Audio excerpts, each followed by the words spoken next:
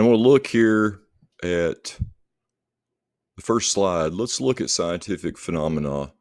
And really, when we're talking about scientific phenomena, we're talking about the ability to observe something.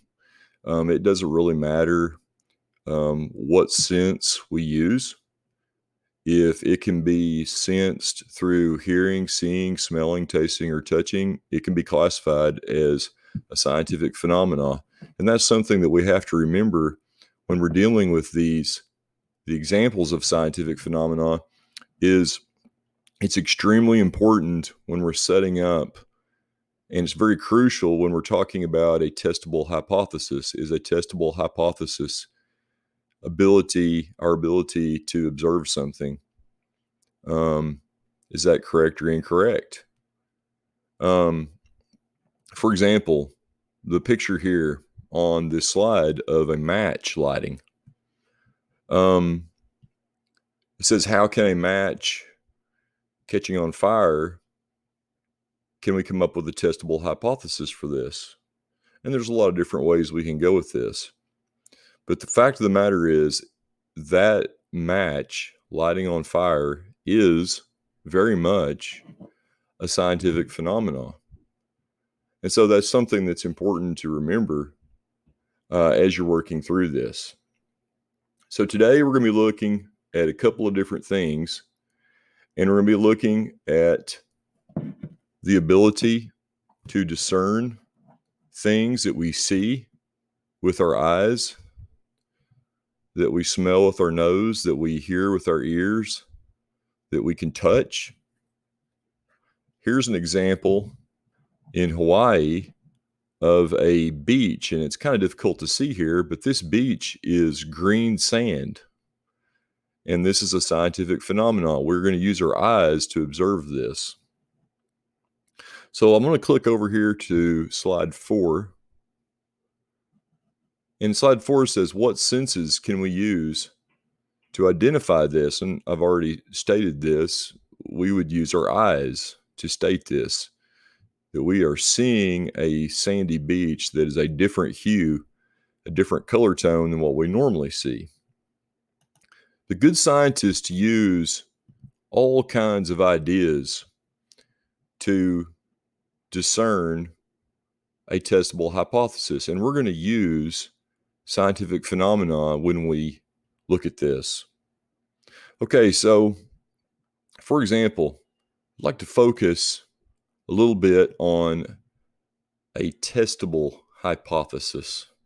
A testable hypothesis. So here is how we can look at this. We must remember that a hypothesis is a scientific prediction or possible explanation for something that needs to be investigated. So I'm going to give you an example of a couple of different sentences here. Sentence 1 says, the sun will rise tomorrow. The second statement says, if I use fertilizer, the plants will produce more flowers. Now, there's a couple of differences here between these statements. The first sentence is a statement outright, and we cannot be tested for. You're simply making a declarative statement. The second sentence, however, can be proved or disproved by doing a test. Just remember, all hypotheses must be written so they can be tested as an experiment. If you cannot test it as an experiment, it is not a testable hypothesis. So I'm going to click on slide 7 here, and it will come up here in just a second. And let's look at our recipe for writing a hypothesis. Now, a lot of people like to call these the if-then statements. And we kind of get into this, we kind of call this a recipe for writing a hypothesis. So for example, let's do this. If I eat ice cream, I will gain weight. That could be considered an if-then statement. Or we could lump it in with this. If I use fertilizer, then the plants will produce more flowers. Writing your hypothesis as an if-then statement is helpful because it includes variables, and variables are always part of a hypothesis that is being measured. And the things that can change can be measured. So if you look over here, the recipe for a testable hypothesis, let's use the example of the ice cream. Okay, for if you have any variables in a hypothesis, they assure us that a hypothesis is testable. In other words, we can do a test or an experiment to prove or disprove it. In this case, we have a person standing on some scales. We have a person being offered, or people being offered ice cream. We could argue, if you eat ice cream every day, will you gain weight? And we could set up a test. How could we do this?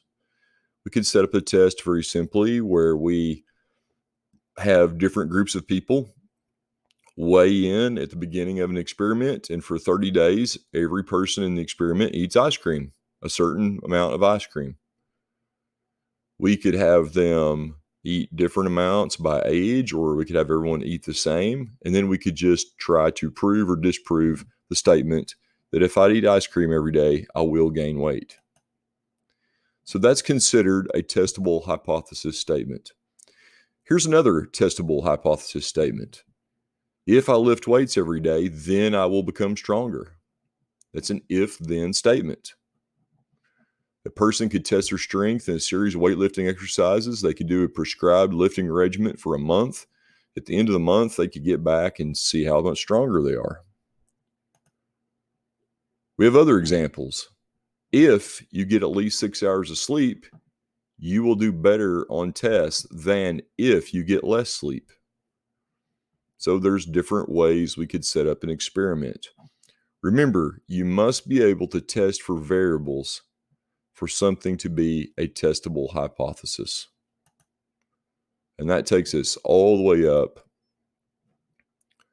to the way hypothesis must be written. Remember, guys, when you're writing a hypothesis, the hypothesis must be written so it can be tested as an experiment. Now, we have all kinds of examples here we can look at.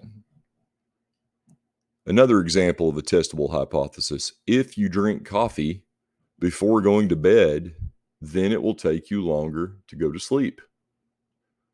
This is most certainly a testable hypothesis. We can set up an experiment with this. But some statements don't rise to the level of a testable hypothesis, and they are what we would call a non-testable hypothesis. I like to use this one here because some statements are simply opinions that we have. So look at the slide. We have a goldfish and we have guinea pigs. This is considered an example of a non-testable statement.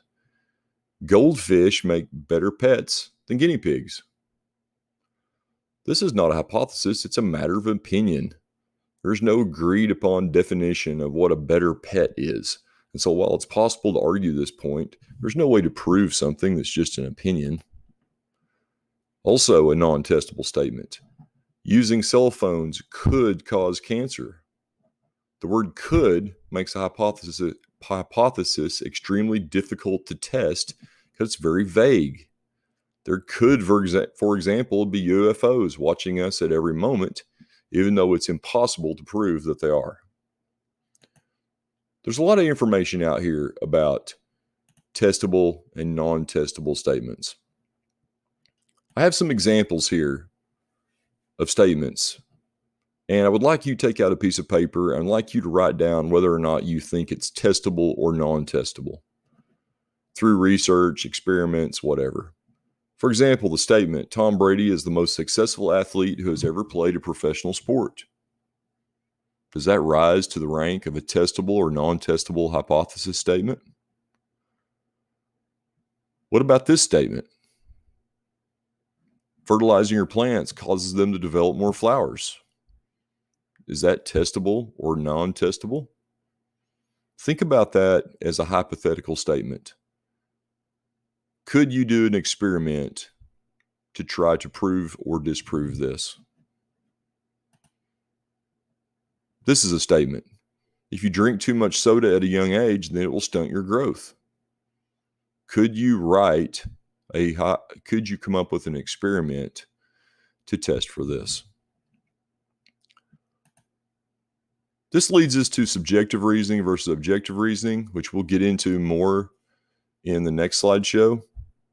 Remember that when we're talking about testable and non-testable statements, a lot of times we're putting opinion in there, and we're using different kinds of reasonings. Subjective reasoning allows your personal feelings or opinions to enter into the decision-making process. So, for example, I could say LeBron James is the greatest basketball player that has ever played. If I like LeBron James as an athlete, then my feelings or opinions are definitely entering into the process, and that is called a subjective reasoning. But as scientists, we want to use hard facts. That means as a scientist, we need to use objective reasoning. An objective statement on LeBron James, the professional basketball player, could be he has had one of the most successful careers of any player in NBA history. These are just a few things about testable and non-testable statements and the use of scientific phenomenon. I hope you've enjoyed this, and I hope we can get some good out of this slide. Thank you.